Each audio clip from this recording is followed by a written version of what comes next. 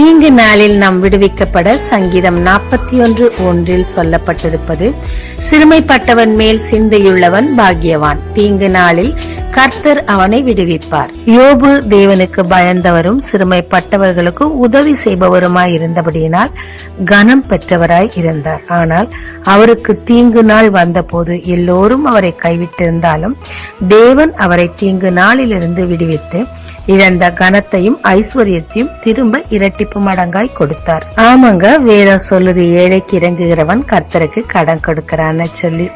நம்ம விட சிறுமைப்பட்டவர்களுக்கு நாம் உதவி செய்ய எப்பொழுதும் மறக்க கூடாதுங்க. ஏன்னா நமக்கு என்று ஒரு தீங்கு வரும்போது அதை தேவன் நினைவு கூர்ந்து தீங்கிலிருந்து நம்மையும் விடுவிப்பாருங்க. ஜெபிக்கலாமாங்க. என் தீங்கு நாளில் நீர் என்னை விடுவிப்பதற்காக நன்றி. நானும் சிறுமைப்பட்டவர்களுக்கு உதவி செய்ய கிருபை தாரும்.